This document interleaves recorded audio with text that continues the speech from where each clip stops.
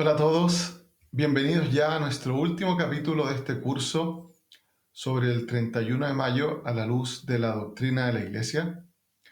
Y en el capítulo anterior revisamos cuál es la fuente de la autoridad y del poder que tiene el Papa dentro de la Iglesia y revisamos el documento en el que se explica cómo el Papa, al ser sucesor de Pedro, recibe la cátedra de Pedro, la cual le es entregada al obispo de Roma y cuyo poder y autoridad le fue entregada por Dios mismo al apóstol Pedro y a través de él a sus sucesores.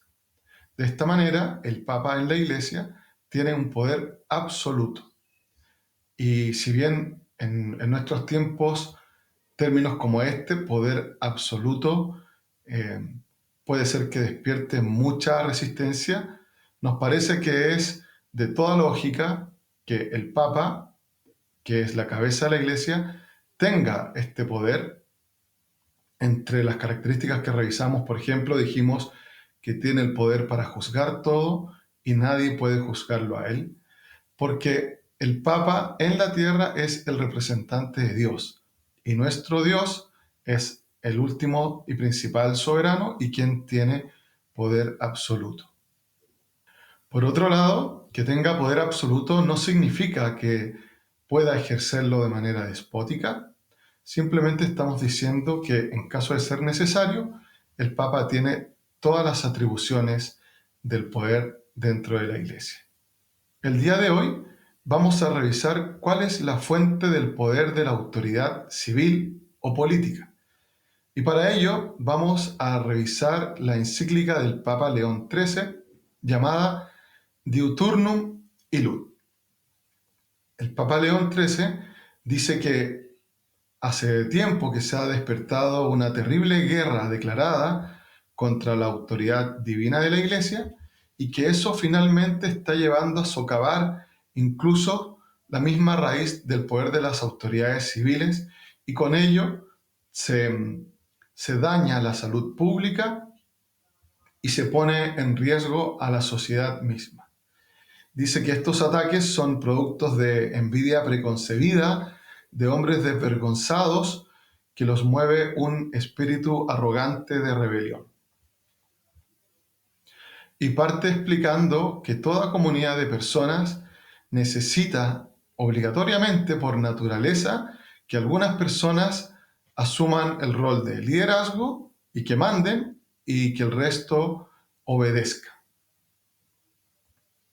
Y aquí el Papa aclara que en la actualidad, sobre todo a partir de los planteamientos liberales, se ha planteado de que el poder viene del pueblo y que los gobernantes han recibido este poder del pueblo como que todas las personas ceden una parte de su poder y se la entregan al gobernante. Y de esa manera estaría el poder del gobernante estaría sometido a la misma voluntad popular, quien tendría las atribuciones para quitárselo si es que así se determinara.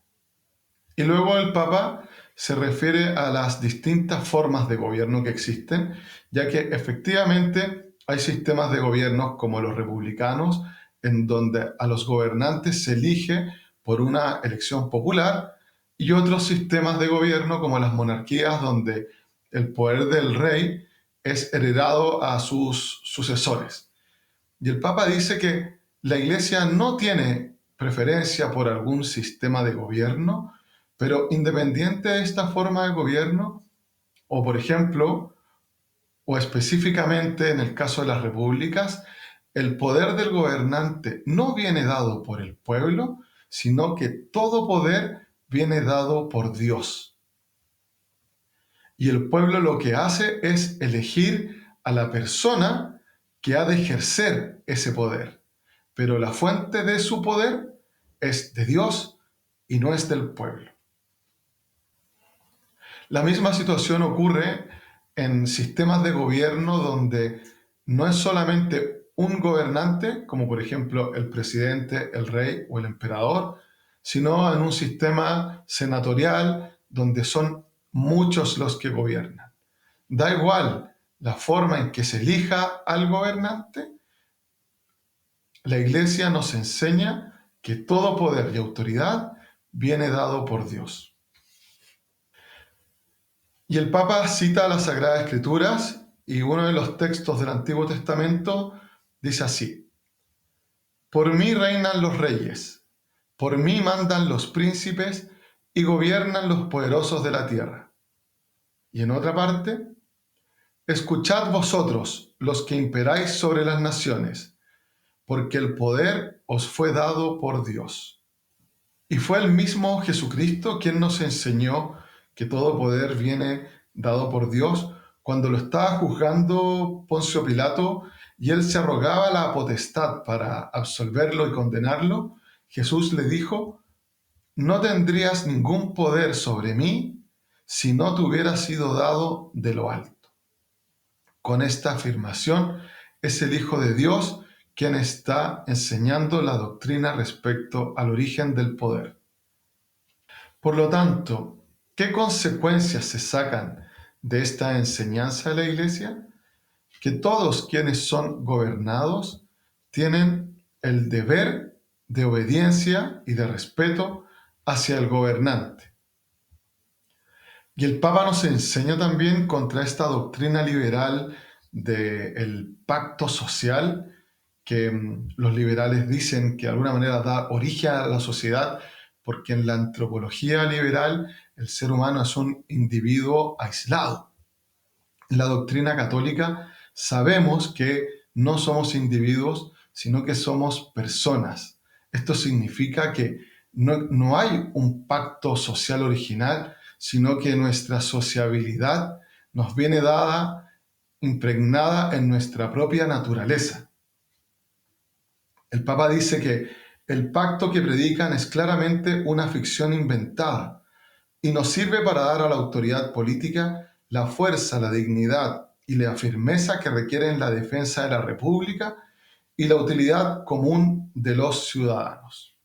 Es por eso, este es el primer punto de esta enseñanza: todo poder viene dado por Dios y no por el pueblo, y no existe algo así como un pacto social, sino que la sociedad humana o la comunidad humana tiene un origen natural. Y entonces, como ya dije, la principal consecuencia de esta doctrina es que los gobernados deben obedecer a los gobernantes como a Dios mismo. Citando a San Pablo, el Papa dice: todos habéis de estar sometidos a las autoridades superiores, que no hay autoridad sino por Dios, y las que hay por Dios han sido ordenadas. Y los que se resisten atraen sobre sí la condenación.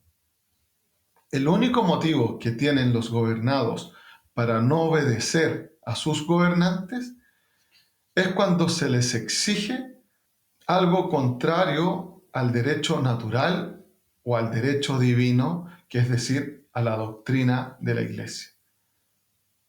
Ya que la misma Sagrada Escritura enseña que antes de que obedecer a los hombres, hay que obedecer a Dios. Pero salvo esos mandatos explícitos de violación al derecho natural y a la doctrina de la Iglesia, todos los ciudadanos deben obedecer a la autoridad civil. Y el Papa también nos enseña que quien ejerce el cargo de gobernante, como dije, en sistemas de gobierno es temporal, en otros sistemas de gobierno como en el monárquico es de por vida, ellos no pueden usar ese poder para abusar de los gobernados o para buscar su provecho personal, sino que el poder que las autoridades han recibido de Dios es para servir a los gobernantes, para construir el bien común. Y si es que ellos hacen mal uso de ese poder, van a ser severamente juzgados por Dios mismo. Por lo tanto, no existe el derecho a rebelión, como algunas doctrinas lo han promovido a lo largo, sobre todo del siglo XX, enseñanzas como el comunismo, el socialismo o el nihilismo, que promovieron la abierta rebelión contra las autoridades civiles, incluso su derrocamiento, sino que los cristianos confían el juicio de los gobernantes a Dios mismo. Y el Papa dice que los que gobiernan tienen que mezclar la caridad paterna con la severidad necesaria en caso de que exista desorden social. Y para finalizar, el Papa explica cómo se ha dado esto a lo largo de la historia. Y dice que cuando los pueblos eran gobernados por personas paganas, como por ejemplo en el Imperio Romano, los cristianos nunca se rebelaron contra el emperador.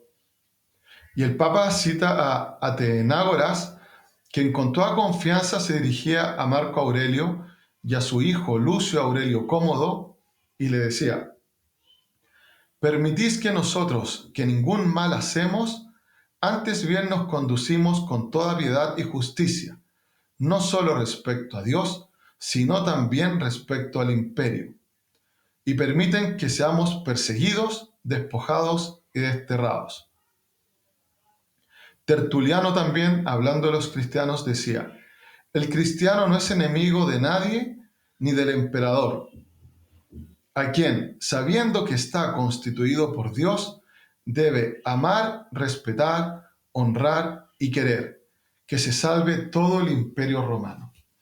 O sea, cuando los gobernantes no eran cristianos, nunca encontraron una oposición en los cristianos, sino que lo que encontraban era el respeto a la autoridad de ellos, ya que sabían que el poder de ellos venía dado por Dios. Sin embargo, cuando los emperadores obligaron a los cristianos a negar a Jesucristo y a renunciar a la fe católica, solo en ese momento los cristianos se negaron a obedecer, pero nunca se rebelaron e incluso preferían ir al circo y ser asesinados por las fieras o por las espadas antes de rebelarse contra la autoridad civil. Y es muy interesante porque el Papa León XIII dice que incluso en el Imperio Romano, cuando la mayor cantidad de los gobernados se empezaron a convertir al cristianismo, cita la epístola de Diogneto, donde dice que ahora tenéis pocos enemigos porque los cristianos son mayoría, pues en casi todas las ciudades son cristianos casi todos los ciudadanos. Por lo tanto, ¿qué es lo que produce esta doctrina respecto al origen del poder civil? Que la sociedad encuentra paz. Y cuando los gobernantes dirigen las sociedades, también entendiendo que el poder que ellos tienen viene de Dios y se preocupan por el bien común, entonces la sociedad en su conjunto florece. Y el Papa dice que luego, en la Edad Media, cuando ya gobernantes y gobernados eran cristianos, la Iglesia incluso enalteció aún más el poder de los reyes con el Imperium Sacrum. Es decir, el rey era ungido por el Papa y los papas siempre fueron corrigiendo a los reyes cuando estos abusaban de su autoridad. Porque la Iglesia siempre ha intervenido cuando ve que existen peligros de revoluciones. Nos pareció importante terminar este curso con esta enseñanza doctrinal, ya que aquí también se ve presente la misión del 31 de mayo de recuperar este pensamiento y esta forma de ver el mundo, que es la forma católica, en donde la causa primera gobierna al mundo a través de causas segundas libres. Y el poder de Dios se manifiesta y está presente en las personas. Incluso esta misma doctrina de pensamiento va a transmitir el poder, por ejemplo, de los padres, también está enraizado en la causa primera que es Dios. Y los hijos le deben obediencia y amor a sus padres, no solamente por un afecto natural, sino también por una creencia de fe, porque ven en ellos a Dios. Y los padres deben educar a sus hijos como si fueran Dios mismo quien los está amando y educando. Y si alguno de los padres, por distintos motivos, llegara a ser un opresor, los hijos no tienen derecho a rebelarse contra ellos, sino a, en una dócil sumisión, dejarse conducir en todo lo que no atente contra, como ya dijimos, la ley natural y la doctrina de la Iglesia. Déjenme hacer solamente un comentario de nuestra realidad nacional, porque hace ya 5 años vivimos un estallido social promovido por algunas personas que también, movidos por envidias y por afectos desordenados, promovieron una revolución violenta en contra del gobierno de Sebastián Piñera. Y nosotros vemos, a la luz de esta doctrina, que ese tipo de manifestaciones van en contra de las enseñanzas de la Iglesia, y no porque se llame Sebastián Piñera el gobernante, sino porque independiente de quién sea el gobernante, nosotros no podemos rebelarnos ante la autoridad civil. Y por lo mismo debemos mantener un sagrado respeto hacia nuestros gobernantes. Hoy día, por ejemplo, nos gobierna el presidente Gabriel Boric, y frente a él tenemos que mantener la misma actitud de respeto y obediencia, porque el poder que él tiene viene dado por Dios. Y por lo tanto debemos evitar referirnos a él como el merluzo o como otros adjetivos que lo descalifican. La misma situación con la expresidenta Bachelet, en donde yo me acuerdo que muchos le llamaban la Gordi en una evidente y clara falta de respeto. Los cristianos no podemos caer en este tipo de descalificaciones. Para finalizar, quiero invitar a todos los chenstatianos e hijos de la Mater a que conozcan y estudien esta doctrina, porque aquí también se encuentra nuestra misión, la misión del 31 de mayo. Nosotros tenemos el encargo por parte de la Divina Providencia de sanar a todo el mundo, especialmente a Occidente, partiendo por nuestro propio corazón, siguiendo por Chile, luego por América Latina, finalmente por Europa y todo el mundo, para que volvamos a tener esta visión del mundo, esta visión en donde Dios actúa a través de las autoridades civiles, de la autoridad religiosa del Papa y de todas sus enseñanzas. Estamos convencidos que si logramos asumir esta misión con responsabilidad, podremos hacer vida el epitafio de nuestro padre y fundador que dice: Dislexit Ecclesiam, amó a la Iglesia. Queridos chenstatianos, amemos a la Iglesia.